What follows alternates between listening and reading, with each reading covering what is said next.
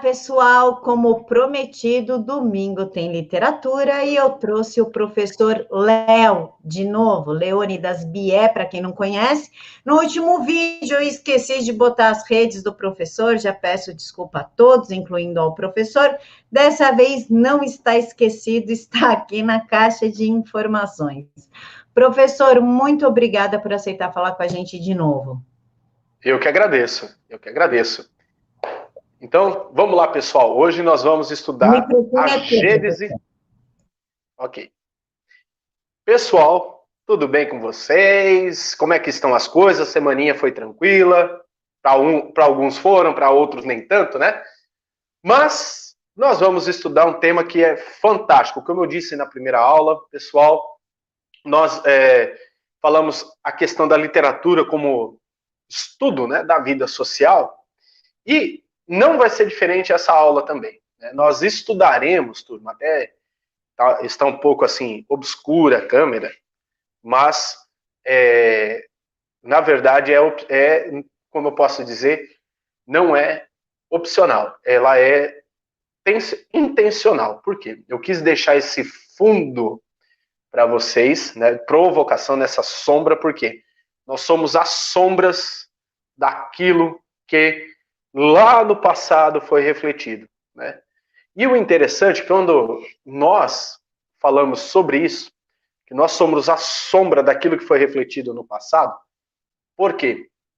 Nosso tema de hoje, né, nós temos a grande obra, ou na minha opinião, né, é a obra-prima de Platão, né, que é a República, ou o Diálogo das Coisas Públicas, como vocês preferirem, né, ou Politeia Diálogos, né?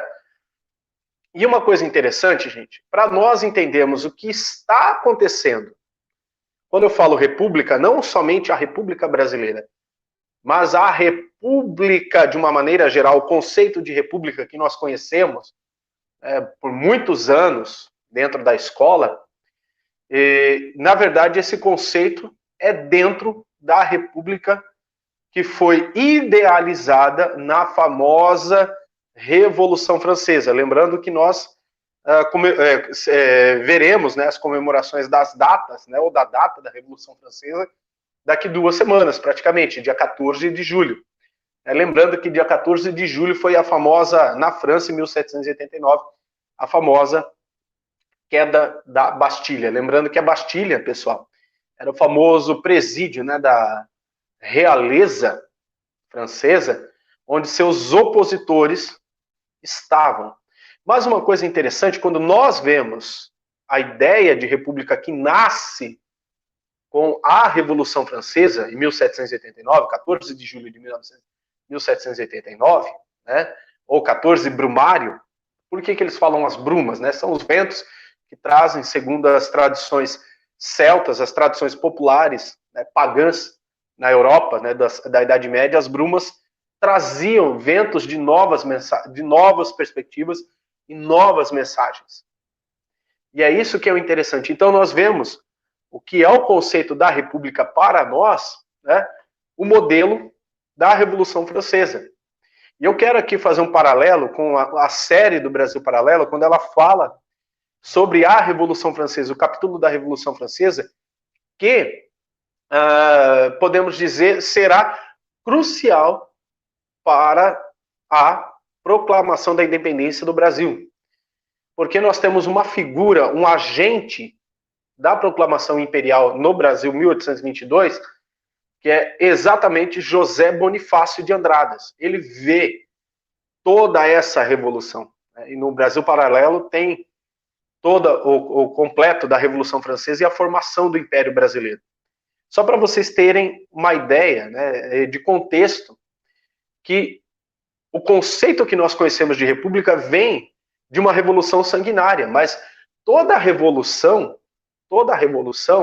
ela não é feita de forma abrupta. Por exemplo, a Revolução Russa, né, de 1917, com Lenin, Trotsky e Stalin, né, e Mikhail Kalinin, tantos outros, né, a Revolução Gloriosa também, a dita chamada Revolução Gloriosa, que em partes, né, faz um rebuliço enorme dentro da Europa também, ela não é uma ideia abrupta, não é um conceito rápido de ser implantado na sociedade. Então, para você entender o que nós temos hoje, né, e analisar que nós vemos o conceito de república, né, na verdade, é uma distopia moderna. Por que eu falo distopia? É o contrário da utopia. Né? Nós vamos entender o que é, nesta aula, o termo distopia e utopia também, para entender o que Platão diz sobre a república.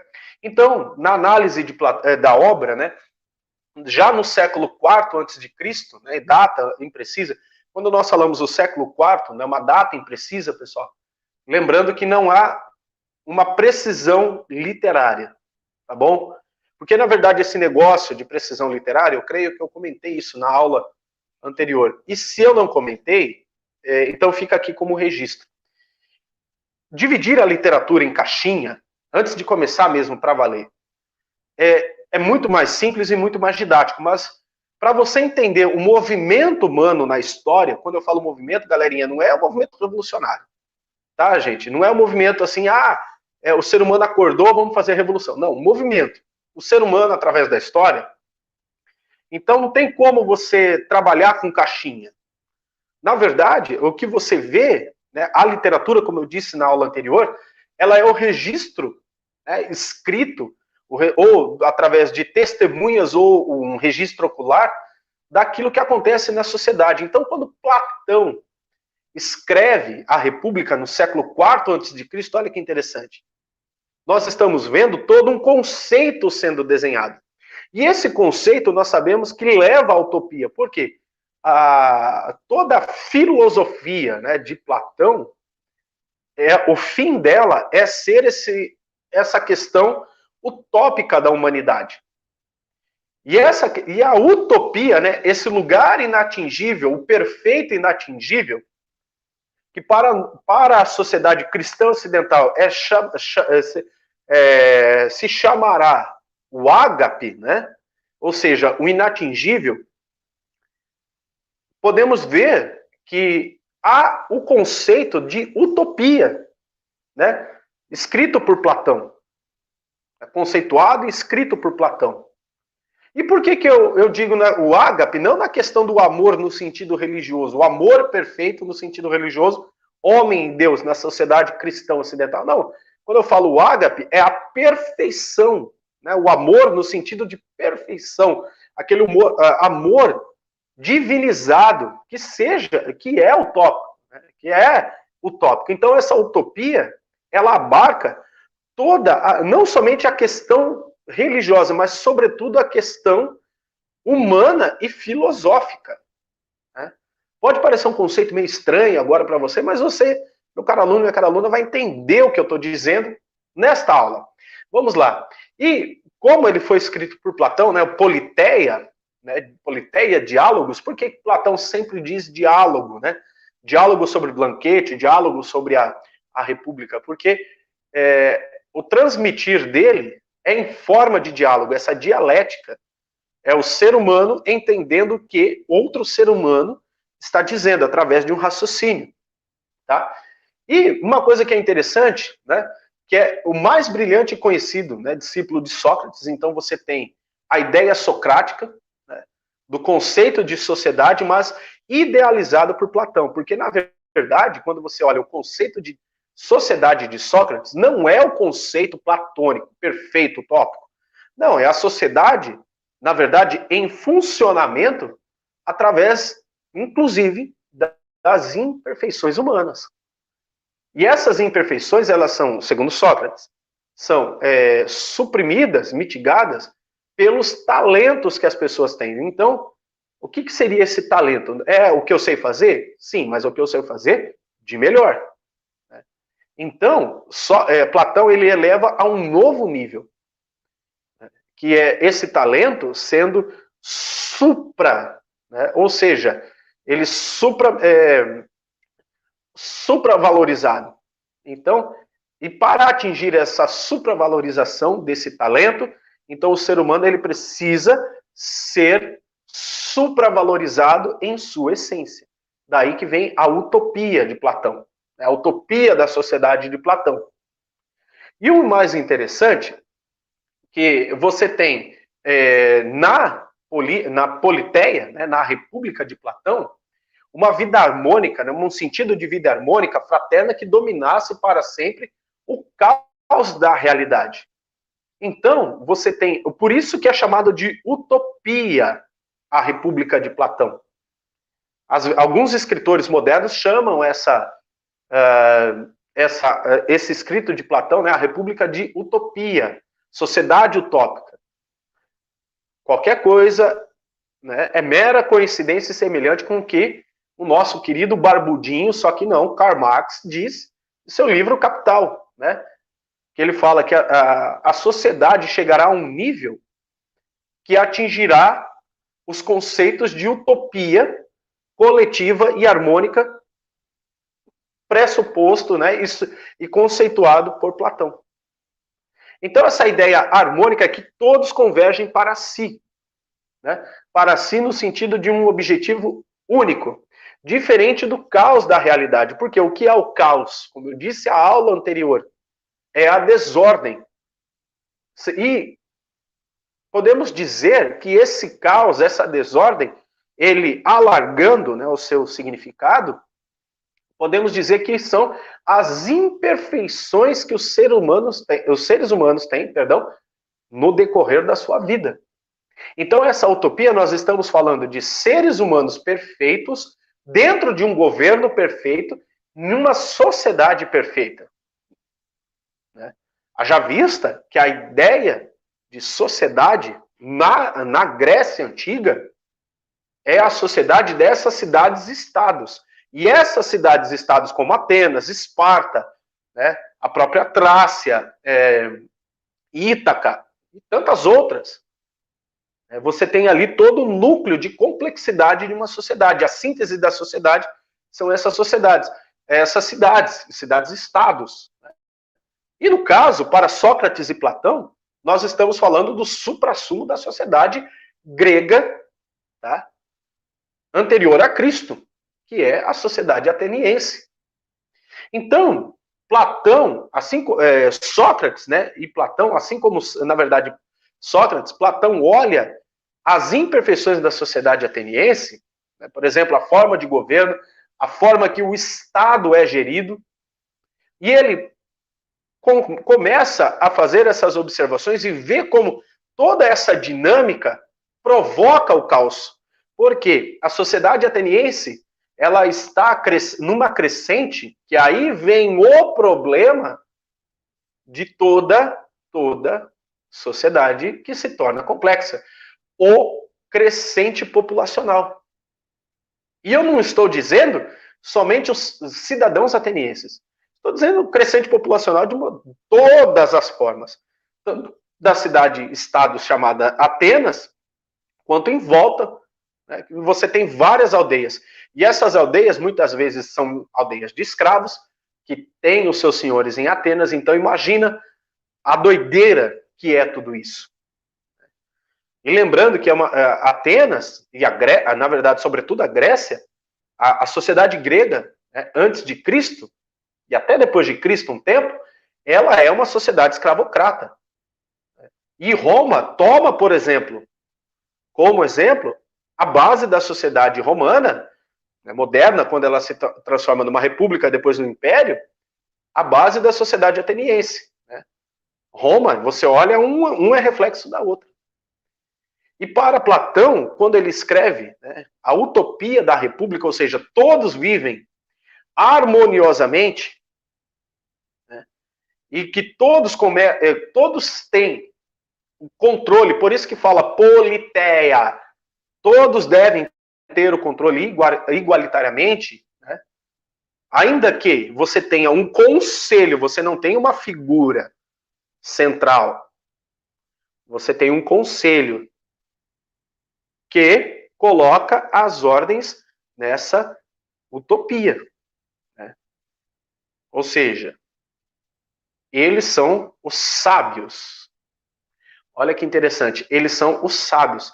Ao contrário que Atenas vivia, Esparta também, né, Atenas e Esparta, vamos colocar assim, saindo de um regime tirânico, mas não é um regime tirânico, é o conceito de tirania que nós conhecemos. O conceito de tirania, por exemplo, quando você vê lá a biografia de Alexandre o Grande, a palavra tiranos, né, quer dizer, é o governo central, centrado numa figura só.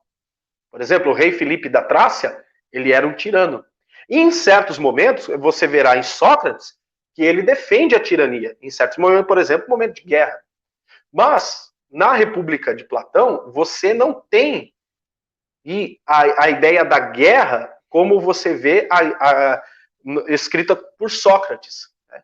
A ideia que a guerra ela traz o caos total e através dos escombros desse caos você reconstrói a sociedade. Não.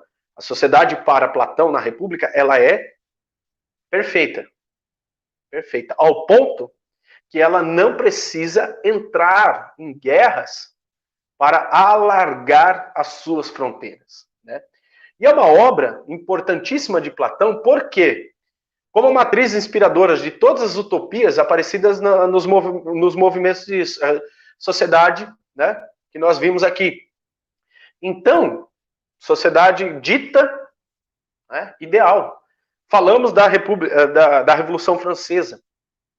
Mas, para trás, nós vemos, por exemplo, um ideário baseado nessa obra, né, na utopia, Politeias Utópicos, né, o Politeia, né, o Politeia, Diálogos de Platão, o Diálogo da República, nós vemos lá a tentativa de Oliver Cromwell transformar a Inglaterra em uma república utópica, segundo Platão, né, segundo as ideias de Platão, mas é uma ideia, olha que interessante, pessoal.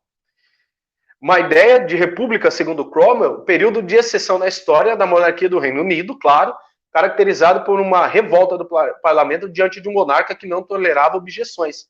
Então, no caso, Cromwell, ele se baseia na república de Platão e o parlamento, escolhendo os ministros, esses notáveis, governaria a Inglaterra. E desse Conselho de Ministros você tinha um representante. Mas para esse representante tomar a decisão, teria que ouvir o Conselho de Notáveis, no caso de sábios, né, os ministros, e ouvir o parlamento.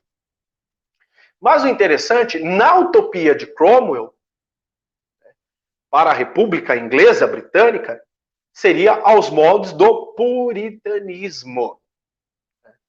Então, você tem ali a questão do puritanismo na Grã-Bretanha, que, claro, né, vamos encurtar a historinha aqui, esse pessoal, né, foge da Inglaterra em uma frota liderada pelo navio Mayflower e que funda uma nova sociedade.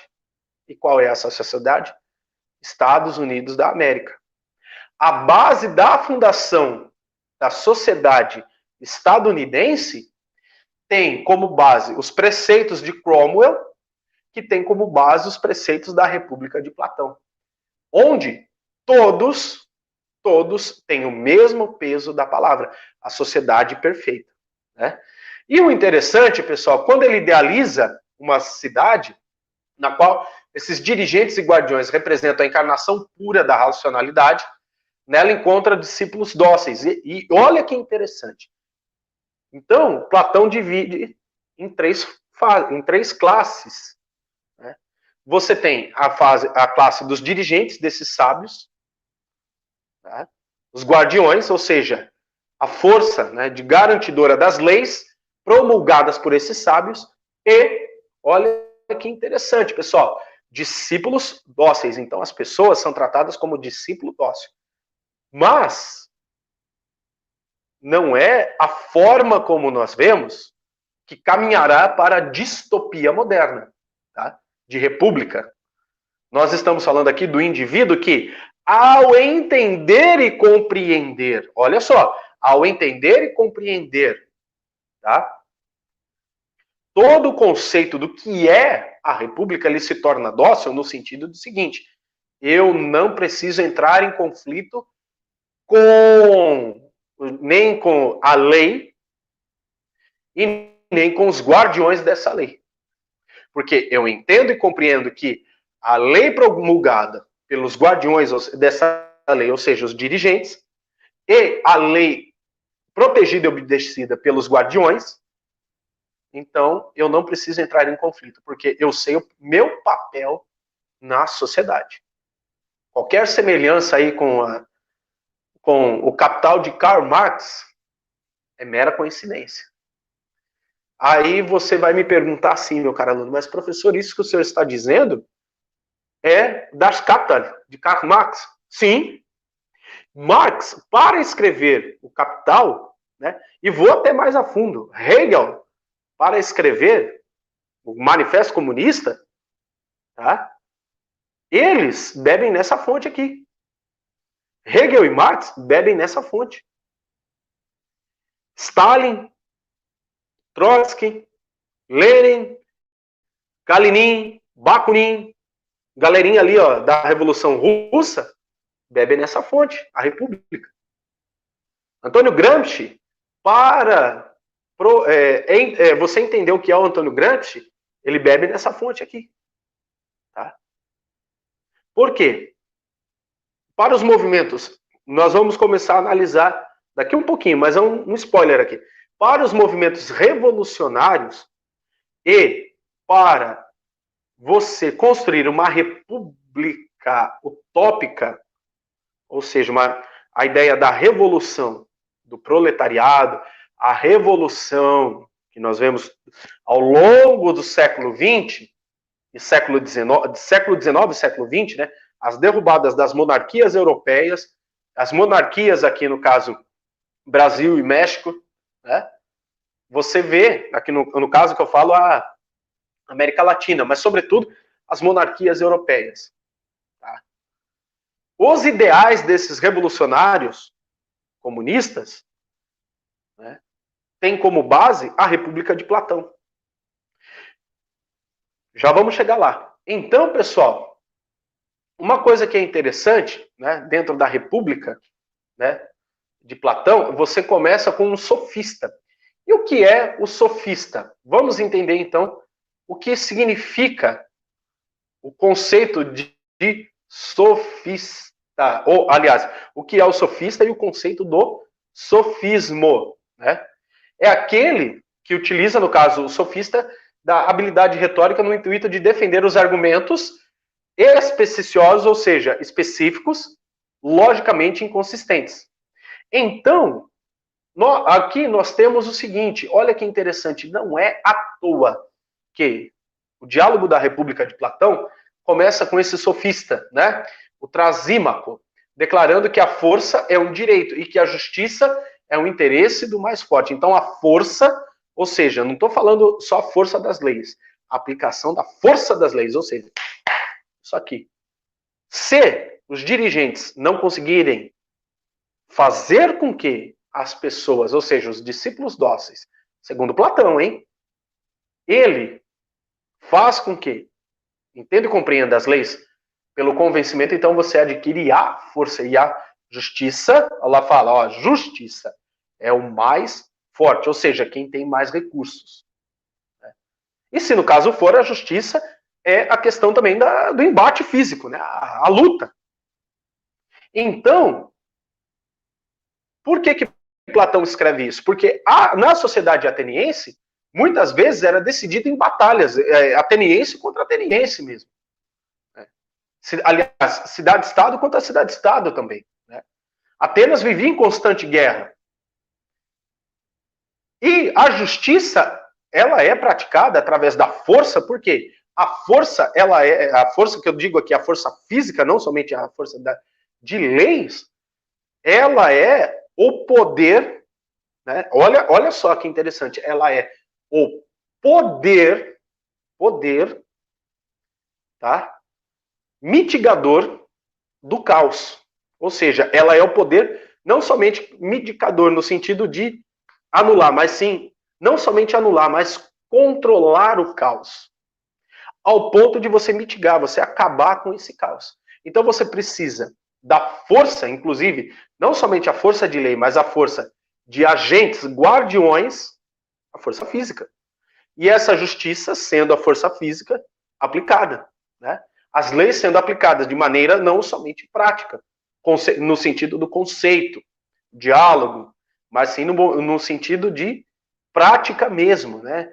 Você mitigar todo esse caos. E o que é esse caos? São os questionamentos. No caso, na República de Platão. Então, o ser humano, quando eu disse lá, discípulo dócil, que ele não é nem guardião, né, e nem esse conselho de sábios, então o que acontece? Ele não está nessas duas classes acima da República, esses poderes de não só moderação, mas esses poderes de ordem social. Pegou a coisa aí? Ó, poderes de ordem social. Tá? Aí você tem o uso da força. E as formas de governo, né, fazem as leis visando o quê? Seus interesses, aqui é o que eu acabei de dizer aqui, né? E olha que interessante. A pergunta que Trasímaco faz. Como seria uma sociedade justa? Na verdade, a tradução, né, no original fala como seria uma cidade justa. Cidade entenda-se por sociedade. Sócrates começa a dialogar principalmente com Glauco e Adimanto. Então, olha só, Sócrates é introduzido nesse diálogo para quê? Para que se haja um conceito. E olha que interessante, Platão salienta que a justiça é uma relação entre indivíduos que depende de uma organização social. Então, para Platão, uma sociedade perfeita, ela é composta por indivíduos? Sim, mas o agente do Estado, ele sendo o poder moderador das leis, ou seja, ele não toma lado nenhum. Tá? E, mais tarde, fala que a justiça é aquilo que nos compete de acordo com a nossa função. Ou seja, quando eu falo a função, qual é o seu papel dentro da sociedade? No caso aqui, né, a sociedade utópica de Platão. Né? E a justiça seria simples se os homens fossem simples. Aí você me vem aqui. Né? Olha esse conceito. A justiça simples seria para os homens simples, ou seja, esses discípulos dóceis. É você entender a lei tal qual ela é. Sem muitos questionamentos. Então, aí a justiça é simples. Aí, retomando lá a ideia de Cromwell. Para Cromwell, a justiça, as leis devem ser simples, funcionais. E de modo que os homens consigam entender a ideia de lei e justiça. Claro que você olha o conceito de república de Cromwell, né, você vê muito do sistema inglês. Mas, ao olhar o sistema hoje, o sistema vigente de leis norte-americanas, a Carta Magna Americana, ela tem isso daqui, esse princípio.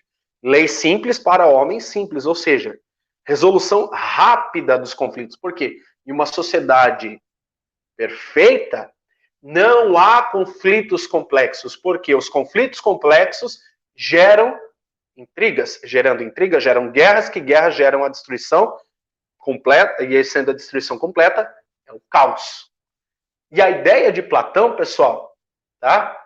E a ideia de Platão não é o caos, mas sim suplantar esse caos. Por isso, da ideia de lei simples para homens simples, ou seja, para que esses homens sejam atendidos nas suas demandas de forma rápida e justa, tá bom?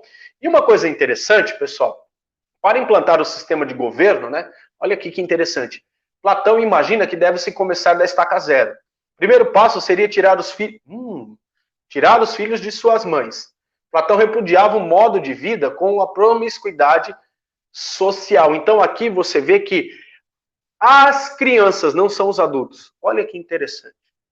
As crianças devem ser retiradas das mães, porque, sobretudo as mães que vivem, nas famílias que vivem de modo promíscuo, né? E por quê? Ali eles veem o lado caótico do ser humano, como a ganância, a mente, né? Que a riqueza, o luxo e os excessos moldam, típicos dos homens ricos de Atenas. nunca se contentavam com o que tinham e desejavam as coisas dos terceiros. Assim resultava na invasão de um grupo para o outro que vinha a guerra. É aquilo que eu acabei de dizer. Então, olha que esse ponto interessante. Qualquer semelhança com regimes que se dizem repúblicas democráticas, no conceito moderno, sobretudo no século XX, pós-revolução russa, vem esse conceito aqui. O ser humano, ele não é propriedade, sobretudo os filhos, propriedade da família, do indivíduo, mas sim propriedade do Estado. O Estado, ou seja, esse conselho de sábios nomearia, olha que interessante, nomearia pessoas para cuidar dessas crianças. Então, as crianças não são propriedades dos pais, mas sim propriedades do Estado.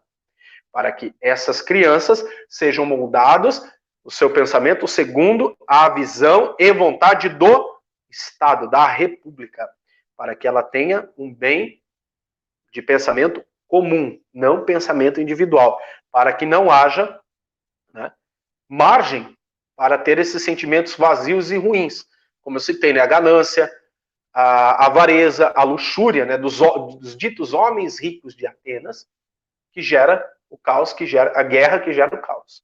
Né? Então, Platão, ele achava esse absurdo, né, os homens com mais votos pudessem assumir cargos de mais alta importância, pois nem sempre o mais votado é o melhor preparado.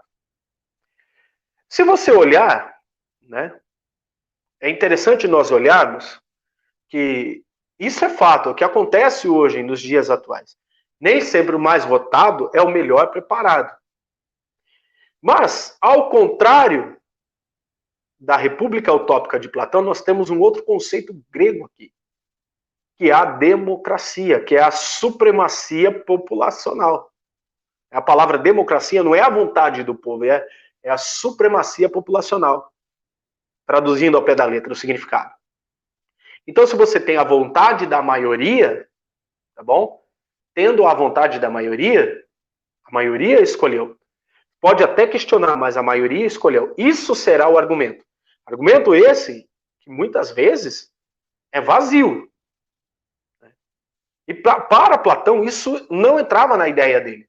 Que como que uma pessoa que recebe mais votos, essa pessoa, ela assume, mas ela não está preparada para o cargo, ela não se preparou. Aí, mais uma cutucadinha que eu dou aqui, ó. Qualquer semelhança que nós vemos com o nosso conceito e modelo de república moderna é mera coincidência. Tá? E, para começar, né, essa sociedade ideal, como dissemos, né, como eu estou dizendo aqui, na verdade, para você, deve-se retirar os filhos dos pais para protegê-los dos maus hábitos. Porque, olha que interessante, Platão, ele foca os esforços dessa república utópica, ideal, nos filhos, porque as crianças, para vocês terem uma ideia, criança até os 7 anos, ela não tem um filtro como o adulto tem no aprendizado. Ela aprende tudo sem né, esse filtro que nós temos. Então, é uma situação a qual encontra a criança de forma altamente influenciável. E aí, uma pergunta que eu faço a você, né, que é pai, que é mãe, que tem filho, filha aqui, que é meu aluno, minha aluna. Por que vocês acham que as campanhas publicitárias, sobretudo as campanhas publicitárias de 5 anos para cá, youtubers, né, de 5 anos para cá, têm crescido sobretudo no público infantil? Por mais que tiraram as propagandas de brinquedos, roupas, tá, da televisão, mas na internet, youtubers e propagandas infantis têm sido investidas e colocadas de forma maciça e pesada. Por quê? A influência nas crianças. E até os 12 anos, a criança, né, e aí se torna pré-adolescente, o caráter dela, né, quando eu falo caráter, são em todos os sentidos, né, da vida dela. O sentido individual, o sentido como papel de filho ou filha, e o sentido social, sobretudo o sentido social. Para Platão, moldar a ideia, moldar o caráter das crianças segundo as leis do Estado, leis simples para os homens simples, leis, conceitos complexos para aqueles que virão ser sábios, essa é o cerne, a primícia da sociedade, né, do Politeia Diálogos de Platão. Então, você moldar as crianças num sentido puro, num sentido em que o Estado sendo puro, sendo perfeito, então você cria cidadãos perfeitos e puros, daí que são os discípulos dóceis, né? Olha lá. Então você tem uma nova sociedade, perfeita, padronizada, né? E isso será refletido através das eras. Nós veremos, né, vamos falar agora aqui, na Idade Média, tá bom? Na Idade Média ali, sobretudo nos reinos do leste europeu, né, você tem ali o Império Otomano, por exemplo, você tinha uma guarda pessoal, né? Aí se você achar que eu estou dizendo assim alguma coisa até absurda, mas olha só, pega esse conceito de você tirar as crianças e o Estado cuidar delas. No Império Otomano, você tinha uma guarda pessoal do sultão chamado genízaros, onde as crianças, sobretudo as crianças dos povos dominados, principalmente os meninos, eram retirados das famílias e levados à tutela do Estado, prefigurado na figura do sultão. Conceito aqui, ó, da República de Platão. A educação das crianças. Então, essas crianças se tornariam guerreiros puros, né? Incutido que eles precisavam proteger o sultão, que é o representante máximo do Império Otomano. A juventude, né, revolucionária, dos movimentos revolucionários europeus e asiáticos. Por que vocês acham que as propagandas de regimes ditatoriais focam principalmente as crianças, e foca principalmente a escola, sobretudo a escola de base? Parece um absurdo o que eu estou falando, mas pensa bem, meu caro aluno, minha cara aluna, né? Por quê? Para Platão, a inspiração e a intuição verdadeira não se consegue quando está consciente, com a razão. O poder do intelecto está reprimido no sono ou na atenção que aflora com a doença. Então, por que ele está dizendo isso? Platão fala sobre isso. Porque você moldar a cabeça de um adulto é muito mais difícil, porque o adulto já tem os conceitos e preceitos, tá, cristalizados. A criança não, como eu disse anteriormente, né? Depois de 16 anos, segundo Platão, nessa república moderna, tá? E de misturar música para lições musicais e com a música pura, essas são as práticas são abandonadas. Então aí você começa a introduzir o quê? Segundo Platão, né? As lições mais complexas, né? Assim, os membros dessa comunidade teriam uma base psicológica e filosófica. A base moral será dada pela crença em Deus. No caso, Deus aqui não é o conceito de Deus que nós entendemos, né? As nações cristãs ocidentais, tá bom? O que torna a nação forte seria ele, quem? Deus, a figura divina, o inatingível, tá? Pois ele pode dar o conforto aos corações aflitos, coragem às almas e, né, incitar, obrigar o quê? A ser um ser humano melhor. Então esse conceito de Deus é o suprassumo do inatingível, da utopia, tá? Para Platão. Platão admite que a crença em Deus não pode ser demonstrada, nem em sua existência, mas fala que ela não faz mal, só bem. Então você tem aqui o princípio, né, daquilo que vem a ser o gnosticismo, tá? Deus, mas ele não é um agente, tá bom? Um agente, como eu posso dizer, atuante na vida do ser humano, né? Então, e olha que interessante aqui, uma parte interessante, né? Que aos 20 anos é a hora da grande eliminação, teste prático e teórico. Começa com a divisão de classes da República, tá? Os que não passarem serão designados para o trabalho econômico. Depois de mais 10 anos, a educação e treinamento, outro teste, né? Os que passarem aprenderão o deleite da filosofia, ou seja, o supra-sumo.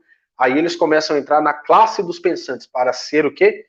Os guardiões das leis, os conselheiros, né? Assim se dedicarão ao estudo da doutrina e dos mundos das ideias, enquanto os demais que não passarem serão divididos em castas, ok? E né, vamos, para finalizar aqui, pessoal, essa parte, senão vai ficar muito longa a nossa aula, aí estamos caminhando para o fim, eu quero dizer aqui, ó, assim, como é impossível a alguém descrever todos os detalhes dessa obra de arte, de uma obra de arte, né, analogamente, né, no caso, aqui eu não consigo transmitir toda a ideia, porque, como eu disse, a utopia, pessoal, né, segundo para Platão, ela é atingível, inatingível. E só é atingível se depois de muito estudo e você entender que você é um ser humano construído por camadas, né? Então se trata da imortalidade, no caso aqui, para Sócrates, da alma que tenta equacionar o destino com responsabilidade. Então, você tem o seguinte, né? E não é principalmente para Platão, essa ideia, né, você equacionar destino, né, o lado do cosmos, né, aí o divino, inatingível, tá? O extracorporal e a responsabilidade, o ser humano. Então, o ser humano perfeito para Sócrates que consiga equacionar essas duas, como posso dizer, distâncias, né? A responsabilidade humana com a questão filosófica no campo das ideias, mas na religião. E para Platão isso seria o algo a mais. Então você teria o algo a mais. Além da religião e o estudo filosófico, eles se tocam num conceito universal, que é o quê? A sabedoria plena. Agora, contextualizando de vez, pessoal. Se vocês prestarem atenção muito bem, e vocês viram que nessa aula eu dei várias dicas do que viria a ser os movimentos revolucionários, sobretudo a partir da Revolução Francesa, sobre o lema igualdade, liberdade e fraternidade. Se vocês prestarem atenção, e com certeza vocês prestaram atenção, tem tudo a ver, tá? Tudo a ver com a República de Platão. Essa ideia utópica de uma sociedade perfeita, ao passo que a perfeição só seria atingível se toda a sociedade, né, ou seja, todos os indivíduos, tivessem o mesmo objetivo. Ponto. A partir disso, você vê, por exemplo, Oliver Cromwell, que eu disse. Mas o preceito de Oliver Cromwell, você mescla ali essa utopia de Platão com o preceito da vida em comum britânica. Tá? Mas aí, você mais à frente, você vê o preceito das teorias da Revolução Francesa, proposto por Robespierre. Liberdade, igualdade e fraternidade. Conceituada na República de Platão. E por que eu sempre digo isso? Conceituado, durante essa aula, conceituado na República de Platão, gente, meus caros alunos, minhas caras alunas. Como eu li aqui, você começa, né, tendo o conceito do discípulo dócil, então você ali a massa. E essa massa, no caso, ela não é uma massa perfeita, por quê? Essa massa é originada do caos. E aí você começa a tratar essa massa como criança, ela não sabe nada. E para educar eu preciso de um conselho de sábios. Mas esse conselho de sábios, sabendo, né, até é redundante o que eu estou dizendo, esses sábios, sabendo que a população, aí a prática, a massa não entenderá os conceitos complexos da lei, precisa dos guardiões. E aí a justiça deve ser aplicada por meio da força. Então, a partir disso, é justificável, por exemplo, na Revolução Francesa, as mais de 10 mil mortes em apenas um mês de revolução. A carnificina provocada pela revolução, mas matando primeiro o quê? Os agentes dessa desordem e caos, figurados, perfigurados na figura do rei de França. E isso se espalha na Europa, essa ideia, né? Prova disso que a família real, ela vem para o Brasil fugindo disso, né? Claro, na verdade, fugindo de Napoleão Bonaparte. Mas os ideais da Revolução Francesa permeará no conceito, tá, de império francês desenhado por Napoleão Bonaparte, que tem como premissa a utopia da República de Platão. Tá? Mais para frente, claro, aí depois nós veremos lá a construção da segunda, terceira, e nós vemos a quarta e quinta república, no caso, né? A França ela está no conceito da quinta república, se eu não me engano, preceito de república francesa, mas aí você caminhando ao longo do século XIX, você tem duas figuras que bebem dessa fonte, que eu disse anteriormente, que é Hegel e Karl Marx, que lança Manifesto Comunista e o Capital, respectivamente. E o que diz no Capital? Que para que você forme uma sociedade perfeita, primeiro você precisa ter a base bem formada.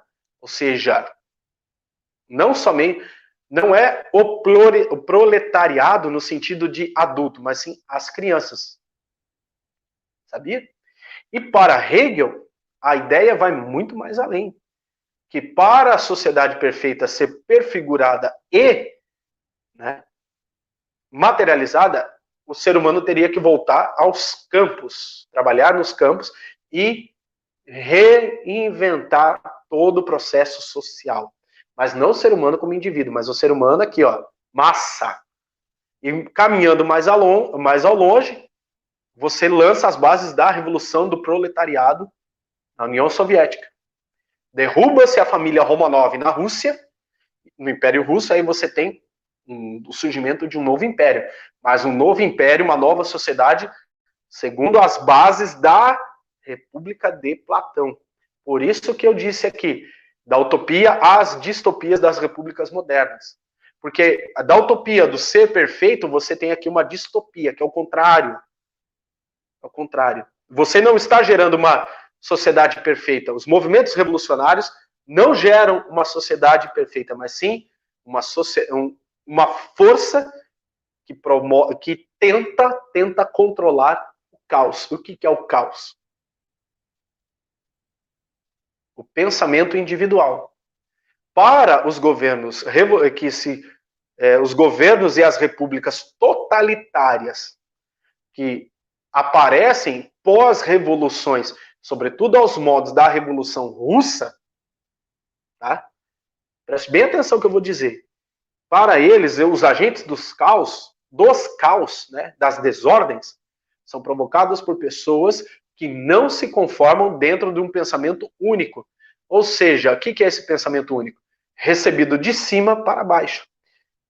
E nós sabemos muito bem, né, nós lemos aqui esses detalhes da República de Platão, na análise, aqui na nossa aula, sociedade dividida em castas, né, em classes, é exatamente o que nós vemos ao longo do século XX, dentro dos regimes ditos democráticos das repúblicas surgidas dos impérios e reinos na Europa que foram massacrados pelos revolucionários comunistas.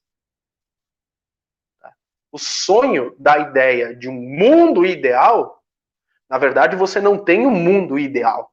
Por isso que aí vem a distopia, porque chega uma hora que o ser humano começa a questionar o papel desta utopia. Tá? Porque o ser humano cresce e ele começa a ver, através de suas percepções, que algo não está certo. Que aí começa as revoltas, que Platão chama de caos. E para mitigar essas revoltas, mitigar esse caos, né, controlar e sufocar, você tem a justiça, no caso, a justiça que eu estou dizendo aqui, o braço dos guardiões. A justiça ela é sempre dada ao mais forte e para o mais forte, segundo a ideia utópica de Platão sobre república, a coisa pública. Então, você vê aqui, meus caros alunos, que a utopia, o inatingível, nem sempre funcionará. E por que vocês acham que a ideia de todo governo, de todo Estado, a partir de um sistema que é implantado, né, de maneira utópica, como essência a utopia de Platão, né, da República, eles começam com as crianças. Como eu disse, Porque a criança você molda conforme você quer. Então a criança, ela não é propriedade, ela é encarada como propriedade, não é encarada como indivíduo, é encarada como massa. Mas chega uma hora, né, que tudo isso explode, que começa as percepções. A não ser que seja feita uma lavagem muito grande no cérebro das crianças. E o que aconteceu, por exemplo, né, dentro da União Soviética, dentro da Alemanha nazista, o que acontece hoje em ditaduras asiáticas, né, como a Coreia do Norte, o Laos, o Vietnã, toda, vocês podem perceber. Né? Todo governo ditatorial, a essência, na utopia de uma sociedade perfeita, ela tem como essência a República de Platão. Meus caros alunos, minhas caras alunas, muito obrigado, né, por esta aula, por esse momento. Espero ter explicado, né, o contexto e vocês entenderem o porquê que hoje nós vemos aí a distopia das repúblicas. Né? Ao ser essa república, esse que seria um governo por excelência, mas, na verdade, ele se torna essa distopia, se torna mais desordeiro do que o ordeiro. Muito obrigado, pessoal. Até a próxima. Professor, antes do senhor finalizar, é uma pergunta que eu gostaria de fazer. Qual a probabilidade, se há essa probabilidade, da gente conseguir resgatar o sentido de república na sua forma fiel, na sua forma minha opinião, sólida? Olha, primeiro, é somente, puramente, simplesmente estudando o que nós vemos como exemplo, né, que nós estamos vendo como exemplo, e olhar a realidade tal qual ela é. Né? Quando a gente fala república, a res pública, né, ou seja, a coisa pública, o ser humano, indivíduo, ele ser um agente dessa república, não é você querer pegar moldes, né, como a República de Platão, moldes como a República de Cícero, de Aurélio. Não. É o ser humano enxergar que o lugar que ele está precisa ser melhorado. Claro, todos nós temos as nossas imperfeições, né? Mas essas imperfeições, elas serem, como eu posso dizer assim, elas não serem suplantadas, mas serem vencidas, né, pelos nossos talentos. O que a gente tem para oferecer de melhor? E, sobretudo, no campo cultural. No campo cultural, pessoal.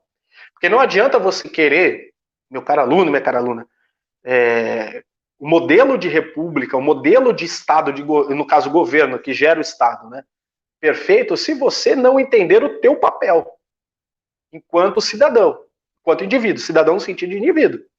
E aí é você sentar sua bunda na cadeira, sentar sua bunda no botequim e estudar. Quando eu falo botequim, pessoal, entre colegas, entre amigos, porque essa ideia, sobretudo brasileira, né, que acha que não deve se estudar temas como república, como o sentido filosófico, no sentido da ideia, né, de república, é por isso que a gente está do jeito que está. Né?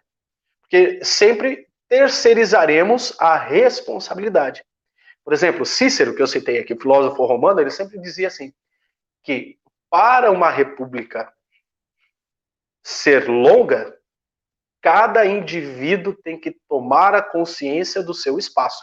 Não é, olha que interessante, é cada indivíduo tomar a consciência do seu espaço, ou seja, o indivíduo ele nasce, ele tem a família e ele tem a consciência da sua família, do cuidado, do carinho, a primeira célula social. E esse cuidado, o que ele aprende na família é transportado para a coisa pública, ou seja, para a vida social mais complexa. Por isso que Cícero fala, para a república ser continuamente respeitada e, né, ela ser longínqua, é que cada indivíduo tem que reconhecer e tem que entender o seu papel nela. Professor, muito Oi, obrigada pela aula, pela sua eu que agradeço. disponibilidade. No próximo domingo a gente se vê de novo aqui no Domingo com Literatura. E eu quero deixar aqui para o pessoal, quem quiser acompanhar o professor Leônidas, ele está nos cursos do Terça Livre. Professor, o senhor pode fazer um merchanzinho para eles? Opa, pessoal, ó, olha só, eu estou no Terça Livre, tá? Eu dou aula de língua portuguesa, leitura e interpretação de texto e redação. Galerinha, cursinho, apenas R$ 9,90. Você tem uma Netflix de curso. Não é somente os cursos de língua portuguesa, redação e literatura. Você tem curso de tomismo, interpretação de texto, né? No caso sou eu. Você tem tomismo, você tem literatura, tem francês, tem espanhol, inglês, tem redação, língua portuguesa, tem história do Brasil, história geral, tem biologia, ou seja, são 18 cursos, gente, por apenas R$ 9,90 por mês. Mais barato que a Netflix, para falar a Oh, verdade, né? e ó, detalhe, hein? Detalhe, gente, não é querendo falar, não. É um professor melhor que o outro lá, hein? Professor, muito obrigada. Pessoal, fica a dica aí, os cursinhos do Terça Livre, R$ 10 por mês para ter acesso a tudo isso. É Sim, praticamente de graça, né? É um valor irrisório perto do conteúdo que tem, certo, professor? certo. Isso é verdade. Verdade. As redes do professor estão aqui embaixo, dessa vez eu não esqueci. E o link aí para vocês lerem o conteúdo também. Um Beleza. mega beijo Beijo. no coração de todos, que Jesus os abençoe imensamente. Amém. Tchau, tchau.